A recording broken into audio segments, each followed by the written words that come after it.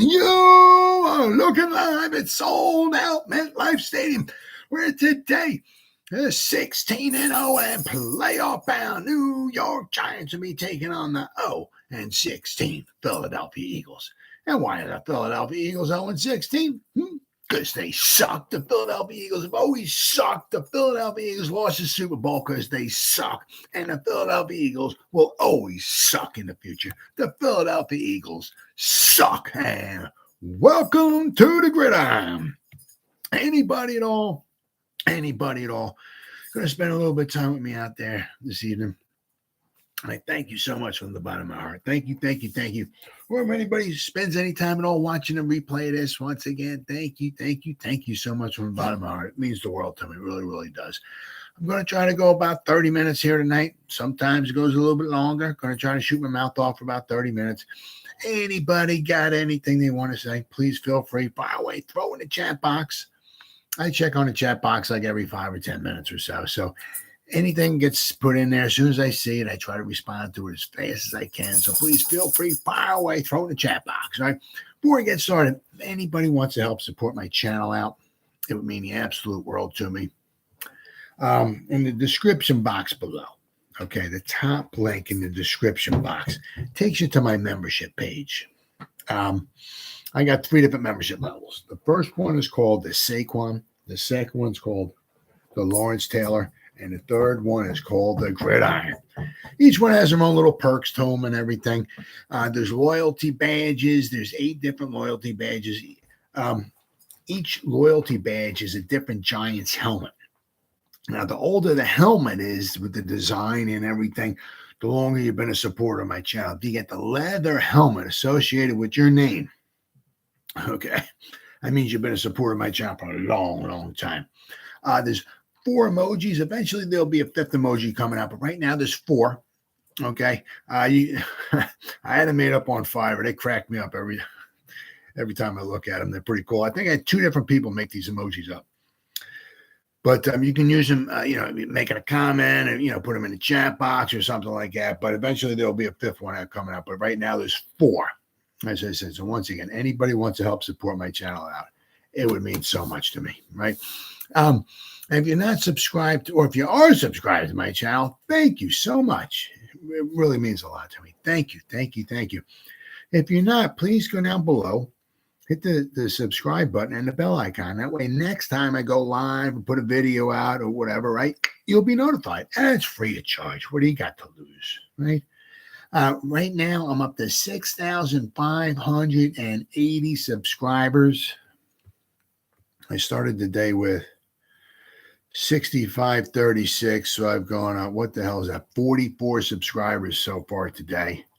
I'm going up like 30, 40 subscribers every day, even after the season's over with. I thought it might simmer down, tail off a little bit, but I'll tell you what, it's doing really, really good. It's phenomenal.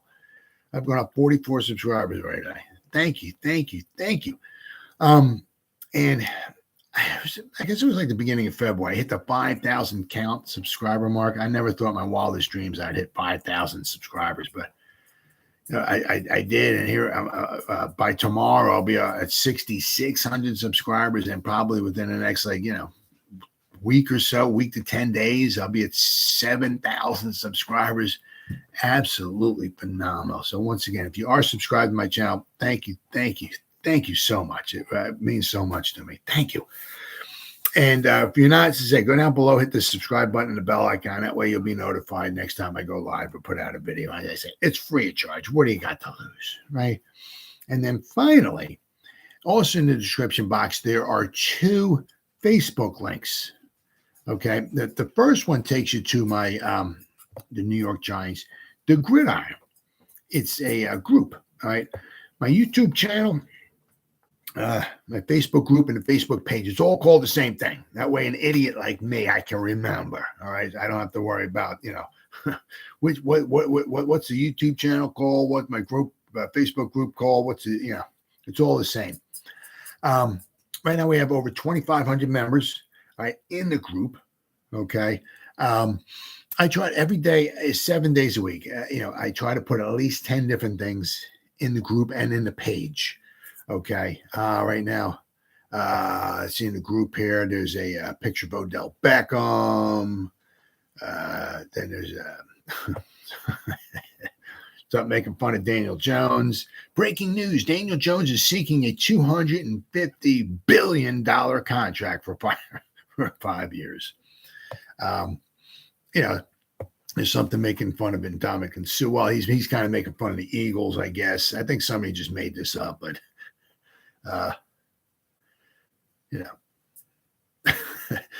he's somebody made this up. But he's making kind of fun of the Eagles. Ndamukong Suh's like, I mean, what can I say?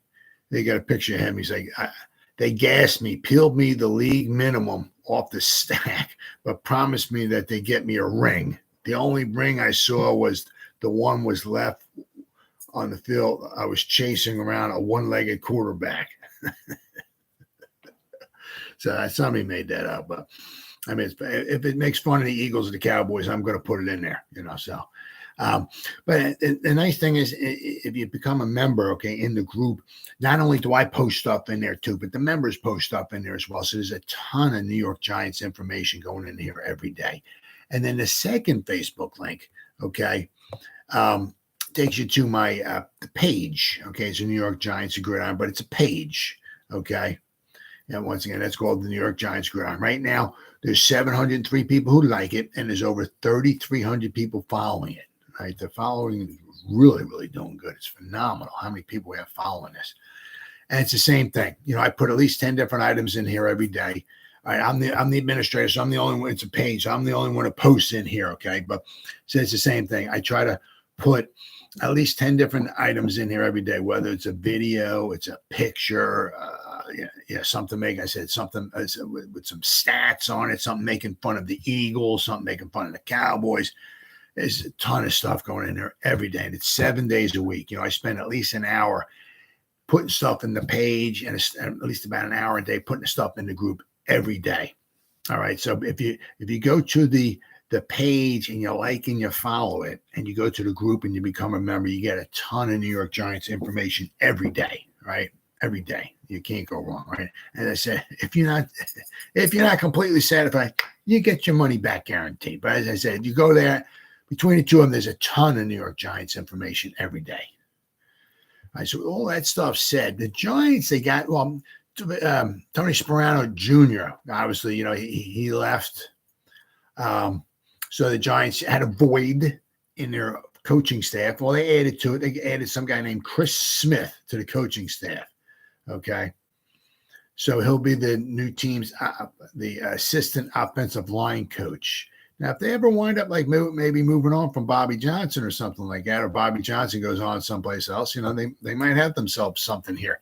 It says the New York Giants reportedly plan to hire. And this is what it is. There's so many guys out there, especially if you go back into the college ranks. And this guy's just an assistant, right? He's not like the head, not the offensive line coach or not like that. But I mean, there's so many guys out there with a ton of experience, right?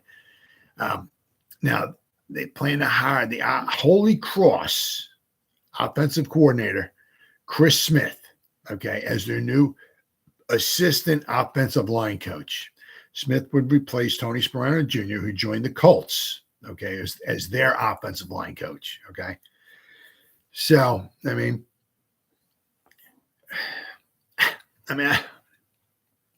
Sperano Jr. was an offensive line assistant. I mean, the Giants didn't. I don't know.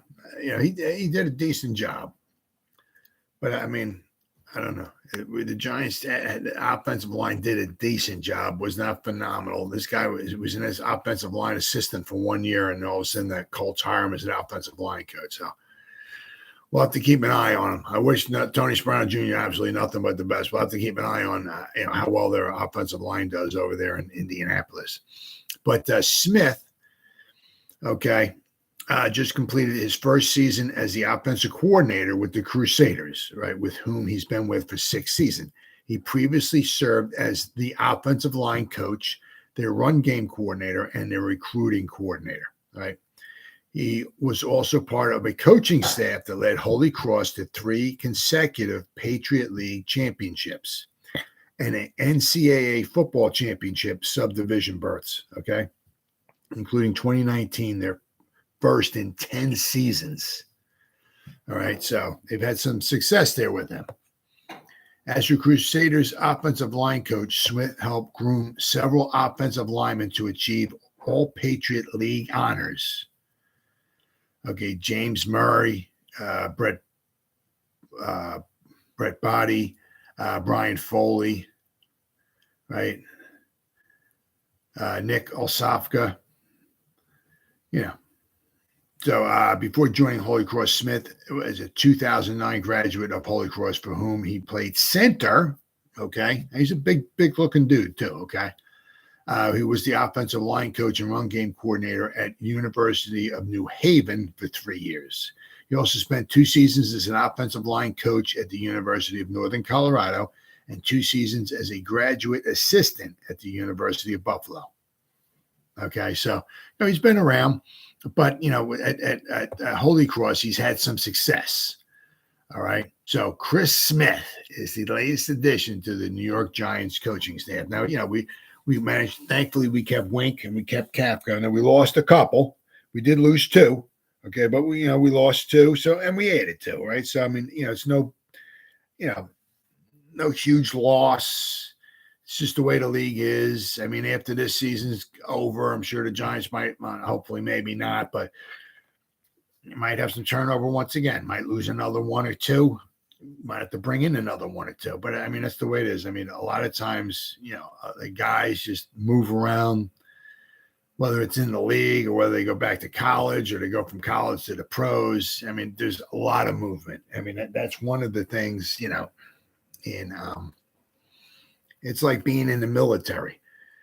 I mean, you join the military and you go here and you're based at this camp for a while. I mean, you could be there for a year or 2 and, and then you pack up and you got to move someplace else. I mean, that's just the way it is with the coaching, I mean, a lot of places, sometimes it's like the more experience you have and, it's good. It helps your cause if you're a coach. But I mean, there's a lot of moving around that goes with it, So I mean, that's just part of the territory. But I mean, it is what it is. But the Giants filled their void. Okay, so apparently, unless they lose anybody else, another assistant or something like that, it looks like they're pretty much set going forward. But at least we got the three biggies. We got Kafka, we got Dable, and we got Martindale going forward. All right, so.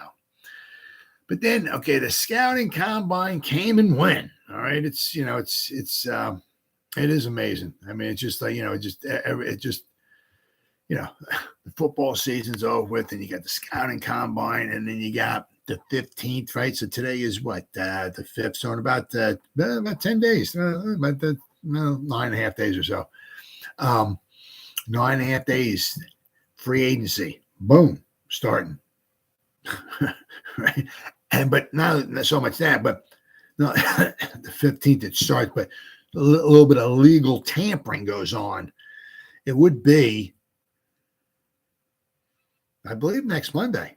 I believe the tampering where you can start, legally talking, talking to, and sometimes they strike deals, but they can't sign on a dotted line until the new year starts, which I guess is like 4:00 on March 15th.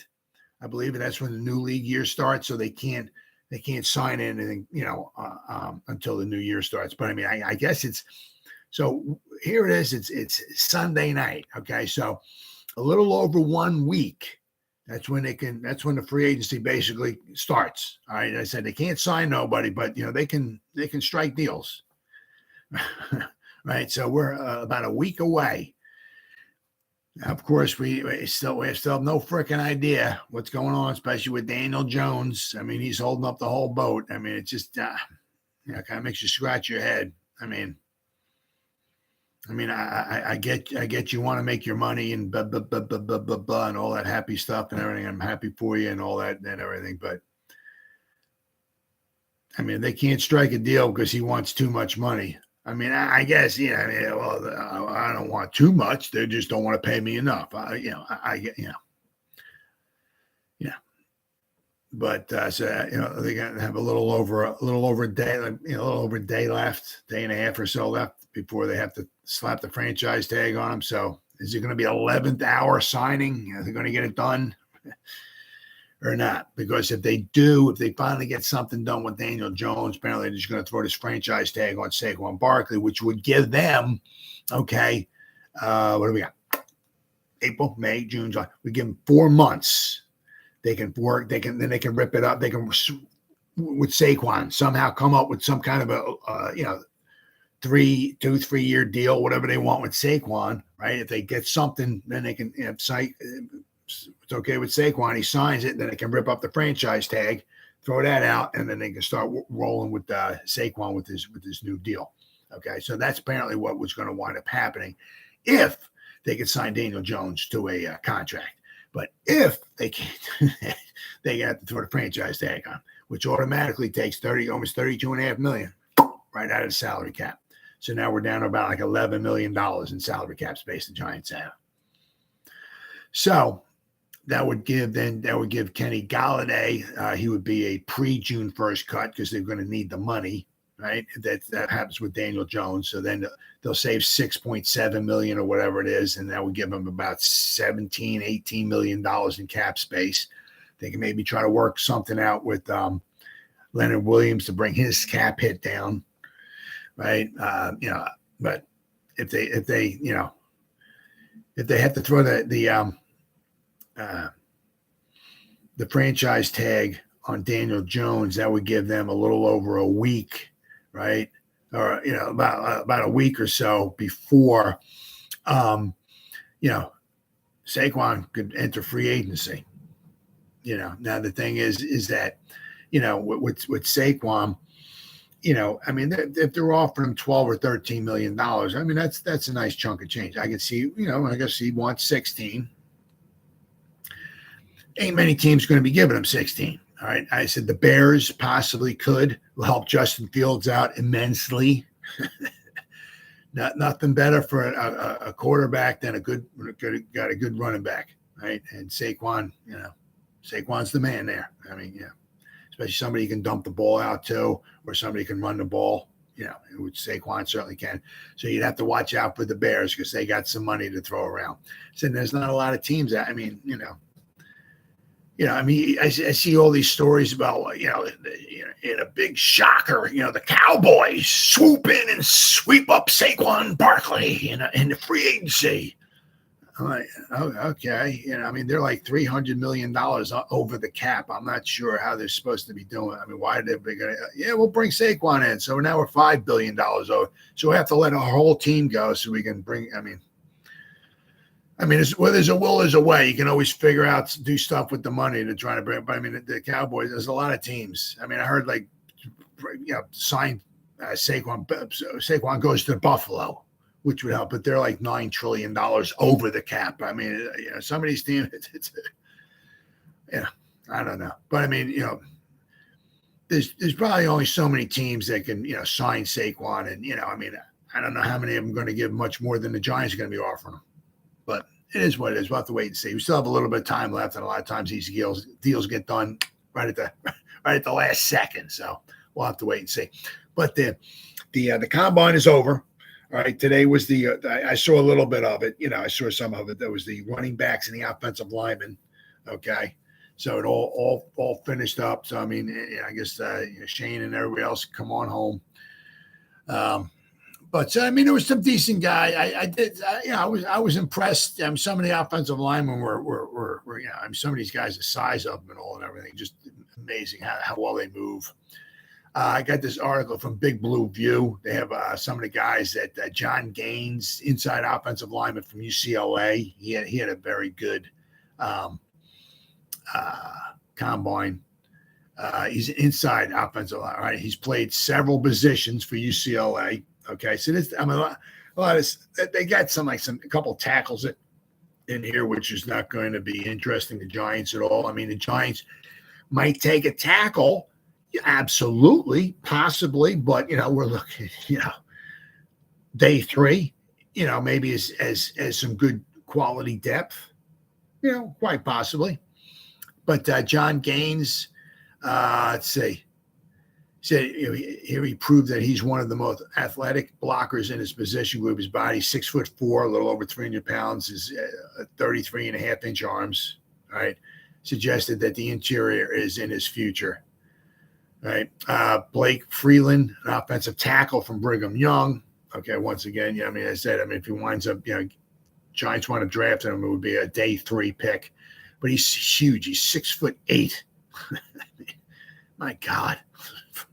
Guys, but it was saying some of it he had kind of a hard time with his pad level. I mean, sometimes when you're that tall, it's tough to concentrate on getting yourself low, with your pad level and everything. Again, he was having some struggles with that, but he's possibly a day 3 guy if the Giants were looking maybe to sign somebody, to back up behind Neal and Andrew Thomas, because I mean we got a lot of guys signed.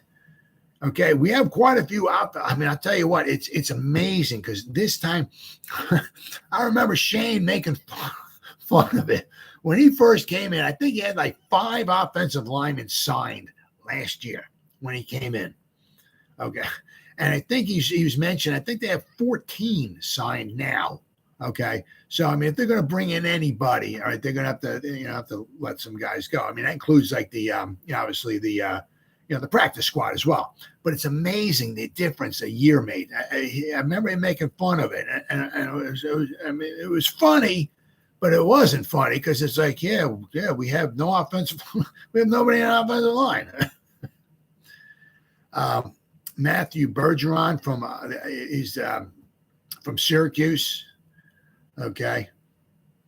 Bergeron moved very well in space with quick feet and great control while on the move. He opened his hips while changing direction and a great change of direction as a puller. Bergeron is a natural knee bender and has good hands while striking those pads. Okay. He's likely a day 2 pick. Okay. He's a good versatile player, right? City So, an offensive guard from Eastern Michigan. Okay, so is a smaller school prospect with big-time athleticism. He ran and jumped very well in measurable events and showed some pretty quick feet in the field drills. So his knees straightened over the course of the longer drills, which is not very good. But once again, he's a day 2 or day 3 pick, right? Something that the Giants probably aren't going to be picking in the obviously on day 1. Jordan McFadden, offensive lineman from Clemson. McFadden caught an eye from Clemson. 34-inch arms, very good, 6'2". Okay. Let's see. His height might keep teams from trying him in a tackle. Because, as I say, he's only 6'2". So you'd probably want to slide him on the inside. I mean, that's a lot of, as I said, if it's a day 3, and they've fallen in love with one of these offensive tackles, it would be a day 3 pick. They got quite a few picks on day 3. Okay. If we get the compensatory picks, okay, we're going to have, 1, 2, 3, 4. We're going to have 7 picks possibly on day 3. So we're going to have a lot of action going on in day 3. And the thing I like about with day 3 is the picks come so quick, There's none of this 10 minutes waiting like in round 1. I mean, the picks come quick. So the Giants have a lot of action, a lot of stuff going on day 3. All right. So they can add a lot of depth, a lot of good quality depth that they get. They get, their guy, they do a good job at, drafting and getting, right information on these guys. Like, as far as they seem to like team captains, they seem to like that. They gather enough quality information on these guys. You guys can add another good 11 quality picks to the team, right? Then they got Keaton Mitchell, running back from Eastern Carolina. Okay, he's small, very small, 5'7", 177 pounds, but he's one of the most explosive runners on the there with a 4.37 40 and a 38-inch vertical and a 10 foot 6-inch broad jump. Okay, so he's small. All right, he's not somebody who's going to be on the field, 75% of the time. Okay, but he impressed. Chase Brown from Illinois, running back. Let's see. He ran a 4.43 40. He 40-inch vertical and a 10'7" broad jump among running back. He was very explosive and showed an absolutely violent jump cut in the field drills. Okay. It isn't really any wonder why Brown's 1,883 scrimmage yards were third most in FBS. Okay. So keep an eye on him. I mean, that's not somebody the Giants are picking on in day one, obviously, but, keep it. I mean, if they're not bringing Breida back, I'd be a little bummed out about that. But I mean, if you got, they got, they still have Brightwell, right? I mean, this will be Brightwell's third season. I mean, that doesn't mean they have to keep Brightwell, right? But they're going to try to bring Saquon back, right? I mean, you got and Brown would be right because last year we had what do we have? We had Brightwell, we had Breida, and we had Barkley. So if we get rid of Breida, right, we don't bring him back, which I said I'd be a little bummed out about that. But now we'll have Brown, Brightwell, and Barkley. Okay, so we keep the B backs in there, right? Spears, running back from Tulane. Let's see. Spears was one of several runners who didn't do a 40-yard dash, but he showed off what makes him special in field drills. Quickness, good change of direction, and he's also showed off his receiving skills as well, too. Deuce Vaughn, running back from Kansas State, K-State, right? He's the shortest player, okay? So once again, got to keep that in mind. But he had a good combine. He was shortest player ever at the scouting combine at 5 foot 5 inches, okay? Okay, wow. Vaughn didn't run his 40, but his quickness was instantly noticeable on the field drills. He has great stop-start quickness and change of direction skills and showed very good vision on tape. So, his feet are amazingly quick, but he is very short. He is very, so I mean, he's once again, if you're going to draft him, be it day 3. And it would be somebody, you're just going to have on there on the field, for so many plays. But his feet, very, very quick. Okay. There's also, let's see, a couple of guys here. Okay. I got another one here from NFL.com. They said they were talking about Chase Brown. Okay. So there was like 2 different articles here. Both of them had Chase Brown as his stock up. Okay.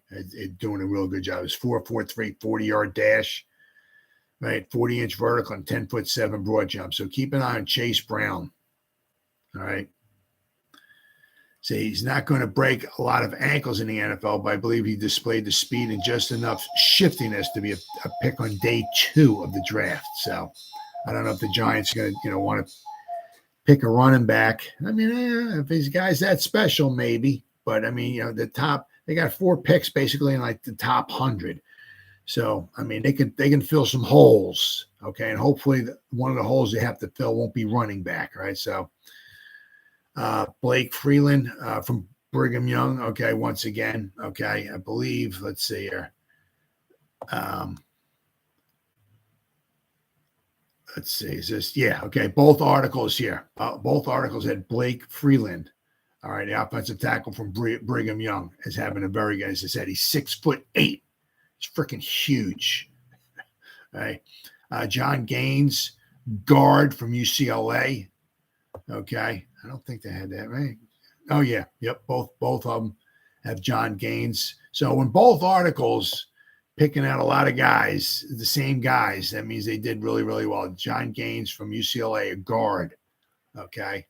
He had a very impressive, right? So, I mean, the Giants, I don't, I mean, Shane Lemieux can't seem to stay healthy.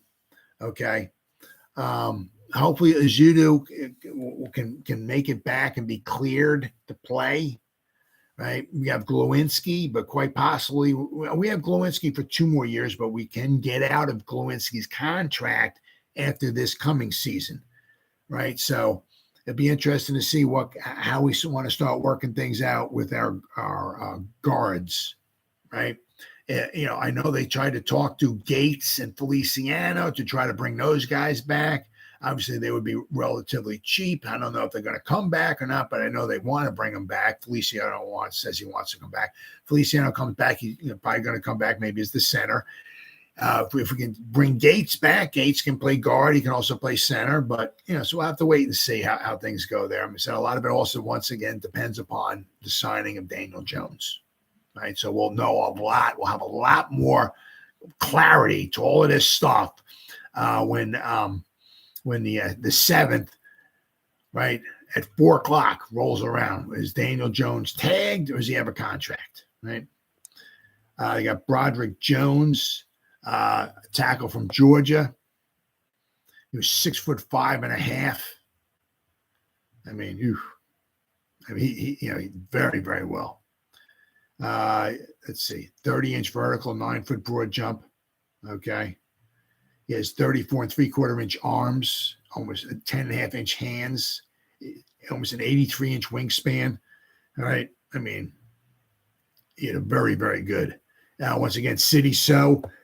So once again, 2 different articles, all right, had City So as well.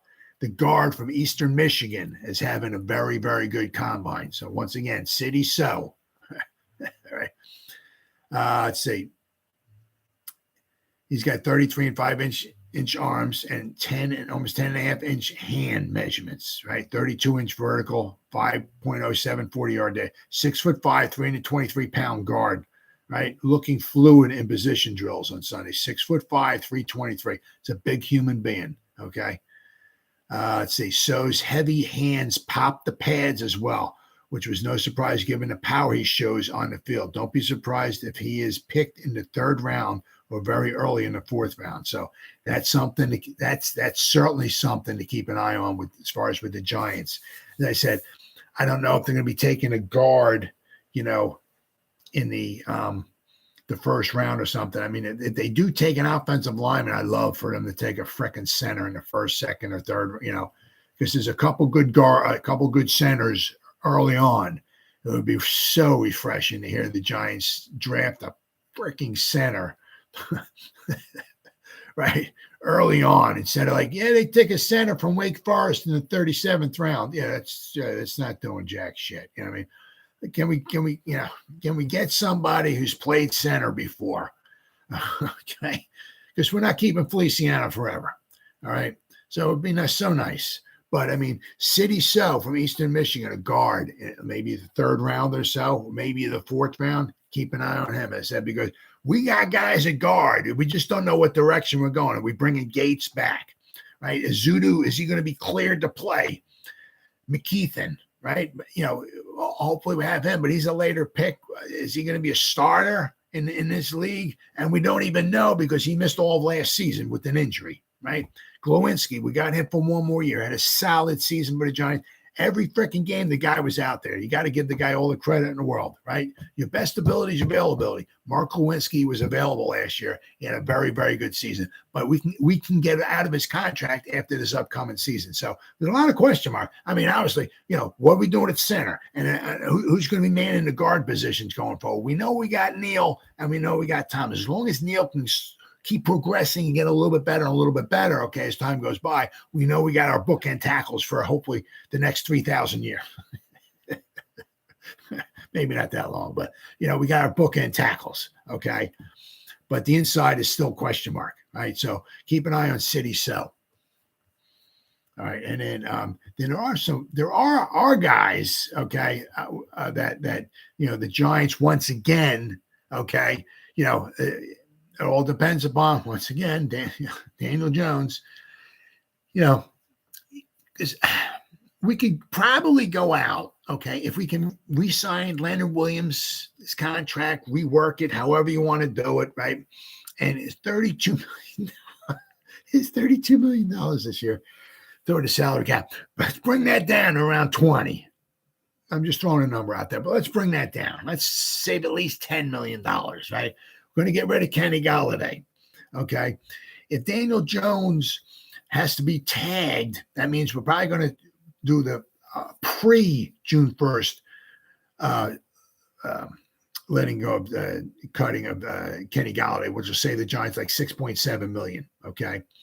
So, I mean, I said, if we got a franchise tag, Daniel Jones, it's not going to leave us a boatload of money to try to, bring in, try to re-sign anybody for all free. And we can certainly sign some, but it's going to hurt. It's going to be tough.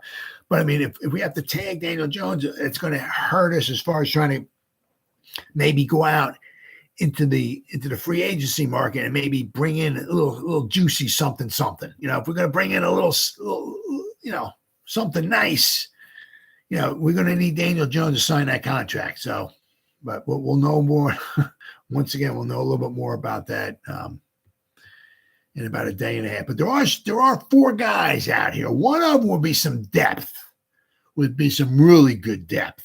Also, some really good depth, but he'd also work out really, really well. He's the 4th guy in this list here, but really, really work out well. Okay, if we put 6 linemen in there, he could work. You could put him next to like Neal or something like that. If you want the big jumbo, whatever, he would be a guy to possibly sign. But first, we got Garrett Bradbury, a center. Okay. And the free agent. Okay, over his 4-year NFL season, Minnesota Vikings center Garrett Bradbury has developed into one of the league's most reliable options at his position. But now headed toward free agency, he could be on the search for a new team. Since being drafted in 2019, Bradbury has been consistent and steadily available. Over the past 3 seasons, he's played in 100% of the Vikings offense. 100%. Right? Can't get any more than that. All right.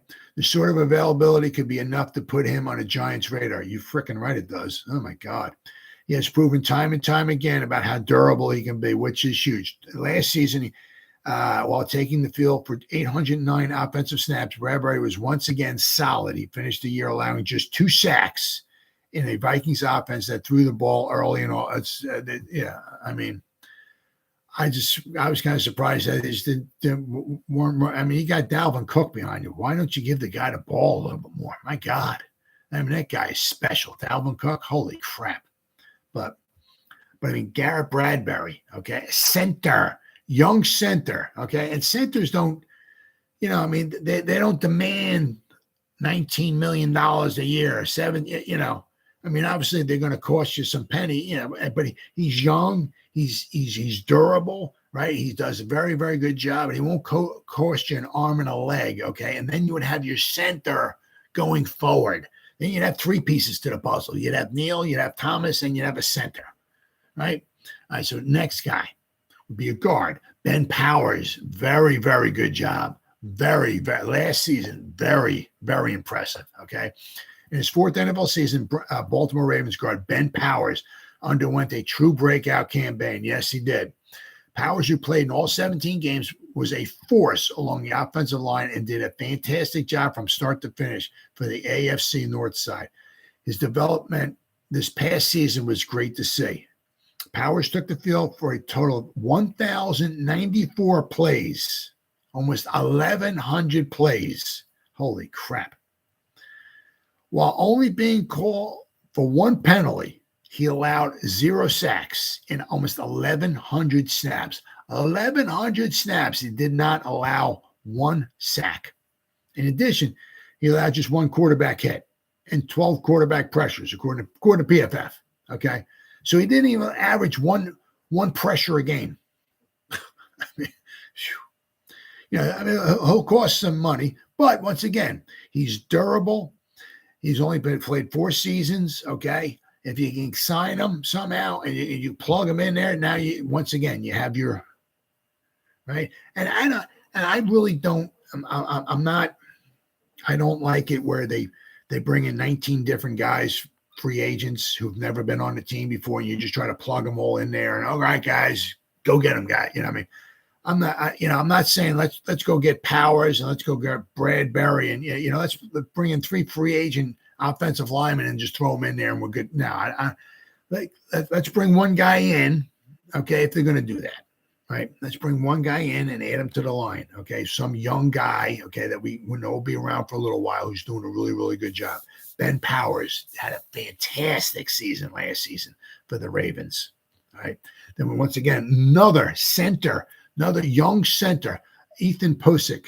All right, with the Browns. Okay, he's a little bit older now. Okay, following 5 seasons with the Seahawks, center Ethan Posick joined the Cleveland Browns for 2022. So he's played 6 seasons. Okay. In his lone year with the team, he played some of the best football of his career. Now set to hit free agency once again, he should be on several teams' radar, including the Giants. And he's a center, okay? Center. Can we bring a freaking center in here? Oh, my God. Posick finished 2021 season, his last with the Seahawks, with a PFF grade of 67.3. Over 600 offensive snaps, he allowed just 2 sacks while being called for just 1 penalty. You can deal with that, right? I'm not saying he's the greatest center of all time, but he's a solid choice, and he won't break the bank, okay? Following his decision to join the Browns, Posick seemed to have taken his game to another level. While playing 819 snaps, he allowed just 2 sacks on the seasons. Once again, you can deal with that. Basically, all right, 1 out of every 8.5 games, he gives up a sack, okay? In addition, he finished the season with a 79 PFF grade. Very, very solid, okay? Posick had the luxury of playing on one of the NFL's best offensive lines, though, too, okay? So got to keep that in mind. In turn, many have speculated that this is why he saw a drastic jump in improvement. But nonetheless, he could be worth targeting free agency. He's not going to break the bank, right? If he's able to play how he did in 2022, he could be the Giants' center of the future. Yes, he could. So, but sometimes it's who's around you that lifts you up. Okay. So, but then the last one here is a guy who's been around, but he would wind up being some depth. Okay. Or you can certainly jumbo package or whatever. You can certainly put him in there, but Taylor Lewan. All right. While Thomas was seemingly solidified himself as a star at the left tackle, was in right tackle. Neal came along slowly in his rookie season. Hopefully, Neal will take a step forward next season, okay, as Thomas did in his second season. Neal has all the makings of a superstar, all right, and could be very well find his footing in year 2. But if the Giants front office is looking to add some legitimate depth at the position, targeting a proven veteran in Taylor Lewan could make sense. It could. Absolutely. Following his recent release from the Titans, Lewan could be one of the most notable tackles on the market. But at 31 years of age, coming off a torn ACL in 2022, Lewan could potentially struggle to find a starting job. Okay. Over his past 3 seasons, he's missed 29 games. So he's had that, when he's healthy, okay, or, he's also, 31, okay, but he's been a very, very good tackle when healthy, in the past. But what I'm saying is that, he wouldn't be obviously super expensive, but he wouldn't be super duper cheap either. But, if you get him, if he recuperates from his torn ACL, okay, once again, I said he would be some very, very good depth, right? I'm saying like when Neal got injured last year, right? If you have Lewan, put him in there. Okay.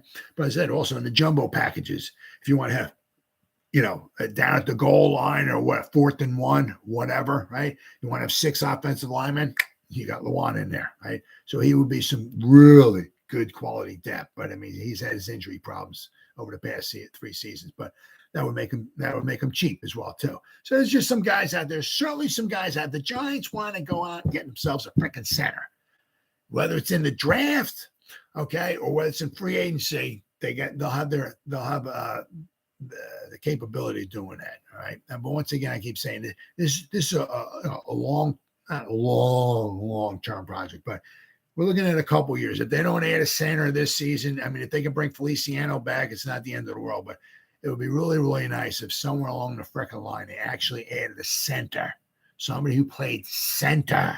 All right. Yeah, we got this backup punter that, I don't know, he snaps the ball pretty well. We think we might want to put him in there at center, give him a chance. But I mean, if the Giants want to get themselves a center in the first couple rounds of the draft this season, they'll have a chance. And there's also a couple good centers out there in free agency. If they want to add a center to their offensive line, they can do so this year. Well, guys, it's been 44, almost 45 minutes. Somebody gave me a thumbs up. Thank you. Thank you. Thank you. Anybody spent any time at all watching me tonight, I thank you so much from the bottom of my heart. Thank you, thank you, thank you. If anybody spends any time at all watching the replay of this, once again, from the bottom of my heart, guys, thank you, thank you, thank you so much. It means the world to me. It really does. Thank you. And as always, guys, you guys stay safe out there and go Giants. Woo!